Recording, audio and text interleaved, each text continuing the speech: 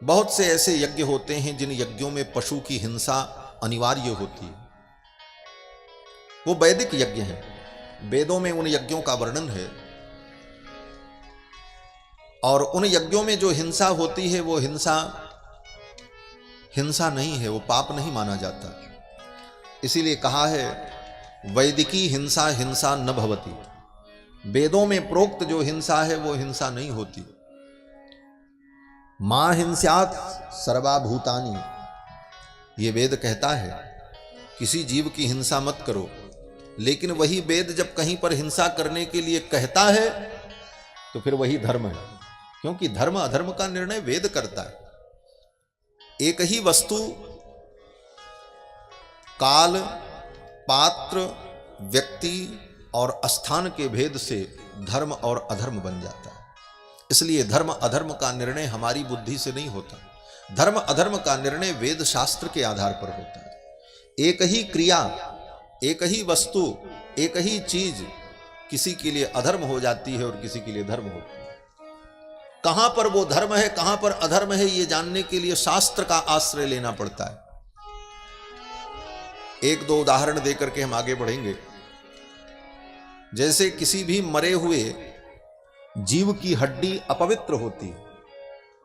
कोई भी मरा हुआ जीव, चाहे मनुष्य हो चाहे पशु हो, मर गया, अब उसकी हड्डी, उसका मांस सब अपवित्र है।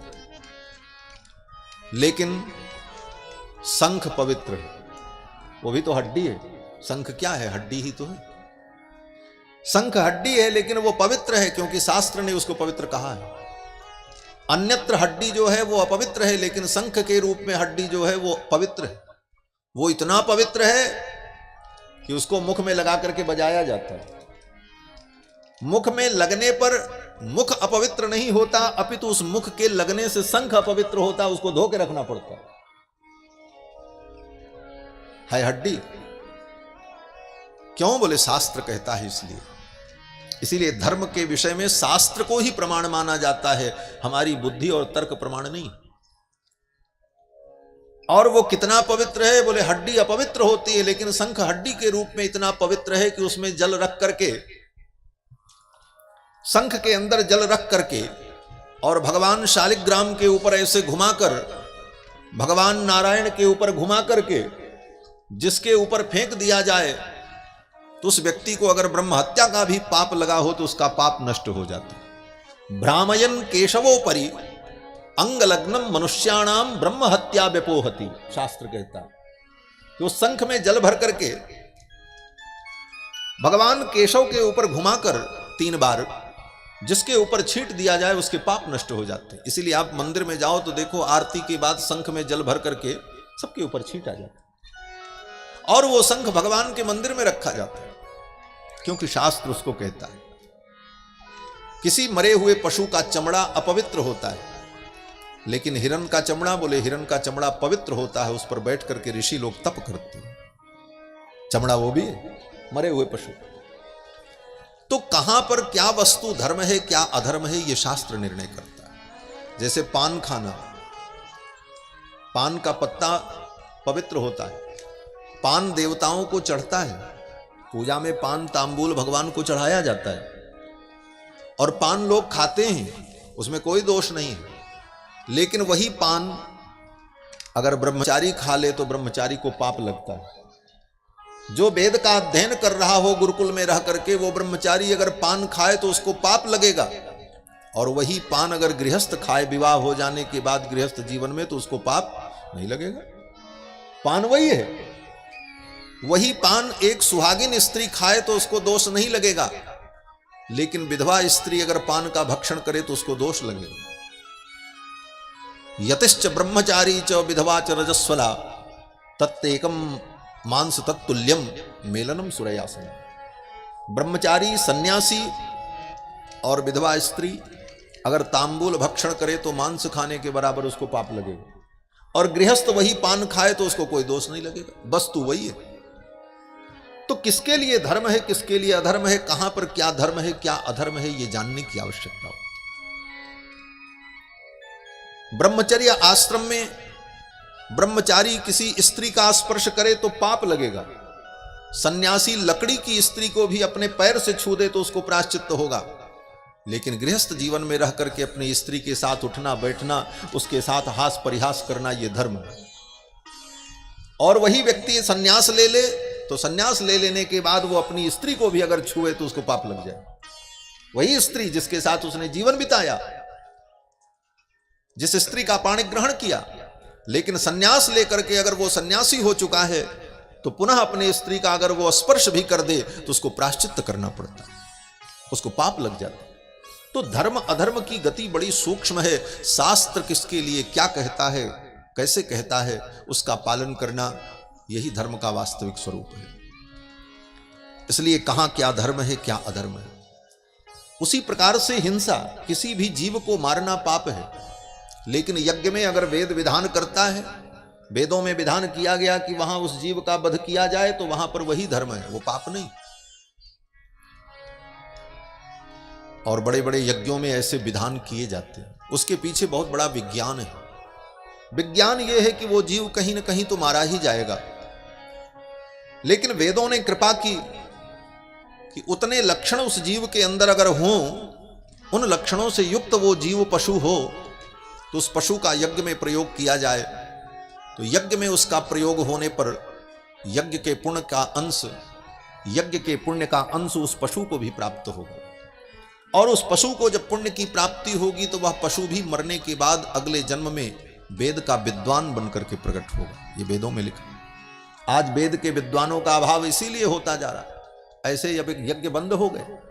ये बड़ी विलक्षण प्रक्रिया थी वेदों की कि यज्ञों में उन पशुओं का जब संज्ञापन होता था तो उन पशुओं के मरने पर वे मरने वाले पशु वेद मंत्र को सुनकर उन वैदिक ब्राह्मणों का दर्शन करते हुए धर्म पूर्वक प्राण का त्याग होता था उनका, तो मरने के बाद वे वेदज्ञ ब्राह्मण बनकर के प्रकट होते थे, विद्वान ब्राह्मण बनकर के प्रकट होते थे। क्योंकि गीता का सिद्धांत है, मरते समय जो जिसका स्मरण करता है अगले जन्म में उसी योनि को प्राप्त हो जाता है। आगे कथा आएगी भरत जी की, हिरण का स्मरण किया तो अगले जन्म में हिरण बन गए। मरते समय व्यक्ति जिसका स्मरण करता है अगले जन्म में उसी योनि को प्राप्त हो जाता है। यम यम वापि स्मरन् भावम त्यजन्त्यन्ते कलेवरम। अंत काल में जिस भाव का स्मरण करके व्यक्ति मरता है अगले जन्म में उसी भाव को प्राप्त हो जाता है। इसीलिए कहा गया कि मरते समय भगवान का स्मरण करो। जन्म जन्म मुनि जतन कराही, अंतराम कही आवत नहीं। इसीलिए मुनि लोग, महात्मा लोग जतन करते हैं कि मरते समय राम जी का नाम आ जाए। राम जी का नाम आ जाएगा तो राम जी को प्राप्त हो जाओगे। और संसार के प्राणियों का स्मरण हुआ तो मरने के बाद वही जन्म तुम्हें मिल जाएगा। मरते समय कुत्ते का स्मरण हुआ तो अगले जन्म में कुत्ता ही बनना पड़ेगा। ये बड़े बड़े पैसे वालों के घर में जो कुत्ते होते हैं, गाड़ी में घूमते हैं और दूध रोटी खाते हैं, वो सब कुत्ते कौन हैं?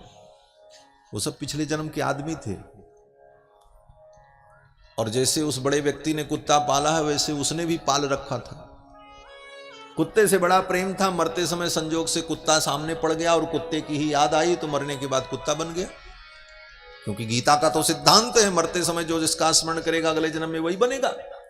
तो पिछले जन्म का वो धनपति था,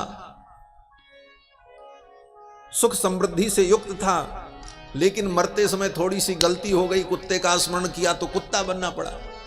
तो पिछले जन्मों के पुण्य के कारण कुत्ता तो बना लेकिन अच्छे घर में गया, गाड़ी में घूम रहा, दूध रोटी खा रहा है, मजे ले रहा है। ये सब कारण है। और वहीं संसार में ऐसे भी कुत्ते हैं जो कुत्ते रोज डंडा खा रहे हैं, उनको रोटी भी नहीं मिल रही। वो कुत्ते कौन है? बोले वो अपने पिछले जन्मों के पाप के परिणाम स्वरूप कुत्ता बने। और जो बड़े घर में कुत्ते घूम रहे हैं, बोले वो कुत्ते मरते समय कुत्तों का स्मरण करके मरने वाले वे मनुष्य ही हैं, कुत्ता बनकर के घूम रहे हैं। मरते समय जो जिसका स्मरण करता है अगले जन्म में उसी भाव को प्राप्त हो जाता है। यहां पर आगे पुरंजन की कथा आती है भागवत में। पुरंजन नाम का एक व्यक्ति था, अपनी स्त्री से बहुत प्रेम करता था और संजोग से मरते समय अपनी स्त्री का स्मरण किया तो अगले जन्म में वो स्त्री बन गया। हाँ, और अगले जन्म में जब स्त्री बना तो उसका एक पुरुष से विवाह हुआ, फिर 2-4 लड़के बच्चे भी उसके हुए, फिर उसका वो पति मर गया। जब पति मर गया तो वो उसी के पीछे रोती रोती दौड़ रही थी, मेरे पति मर गए मर गए। उसका पूर्व जन्म का मित्र अविज्ञात आया और अविज्ञात ने कहा, अरे पुरंजन तुम कहां जा रहे हो? उसने कहा, हम पुरंजन नहीं है, हम तो इनकी स्त्री हैं, ये मेरे पति हैं, मर गए, मैं तो सती होने जा रही हूं। अविज्ञात हंसने लगा। अविज्ञात ने कहा, अरे तुम कब से स्त्री बन गए? तुम तो आत्मस्वरूप हो, मेरे अंश हो। भगवान परमात्मा ही उसके मित्र के रूप में वहां आ गए। परमात्मा ने अविज्ञात ने कहा कि तुम तो मेरे अंश हो, तुम कब से स्त्री और पुरुष अपने को मान बैठे? जब उसे ज्ञान की प्राप्ति हुई तो उसका स्त्री शरीर समाप्त हो गया और अपने सहज स्वरूप को प्राप्त हो गया। ये सब कथाएं भागवत में। अब इन सब कथाओं के पीछे बड़ा विस्तार है, लेकिन कितना हम 7 दिन में आपको बताएंगे, केवल सूत्र बता रहे हैं। सूत्र जान लो बस, बाकी तो सब पता चल जाएगा। तो कहने का भाव कि मरते समय जो जिसका स्मरण करता है अगले जन्म में उसी योनि को प्राप्त हो जाता है। आज बड़ी बड़ी वधशालाओं में जहां पर पशुओं का वध होता है, वहां पर जो पशु मरते हैं, वो मरने वाले पशु उन मारने वाले पापी प्राणियों का स्मरण करके मरते हैं, क्योंकि सामने वही रहते मारने वाले। वे मरने वाले पशु उन पापी प्राणियों का स्मरण करके मरते हैं, इसलिए अगले जन्म में वे मनुष्य बन जाते हैं। मनुष्य तो बन गए अंतिम स्मृति के आधार पर, लेकिन उन पापियों का स्मरण करके मनुष्य बने, इसलिए पापी मनुष्य के रूप में पैदा हुए। इसलिए संसार में पापियों की संख्या उत्तरोत्तर बढ़ती जाती है। लेकिन उन्हीं पशुओं का जब यज्ञ में प्रयोग होता है तो बड़े बड़े धर्मात्मा विद्वान ब्राह्मणों के बीच में, उन धर्मात्मा जजमानों के बीच में, यज्ञ करने वाले उन याज्ञिकों के बीच में जब उनकी मृत्यु होती है, तब वे पशु उनका स्मरण करके जब मरते हैं तो अगले जन्म में धर्मात्मा और पुण्यात्मा बनकर के प्रकट। ये सिद्धांत है। इसलिए यज्ञ में अनेक पशुओं के प्रयोग का विधान वेदों में कहा गया। अश्वमेध यज्ञ, वाजपेय यज्ञ, सोम यज्ञ, इन यज्ञों में पशुओं का प्रयोग होता है।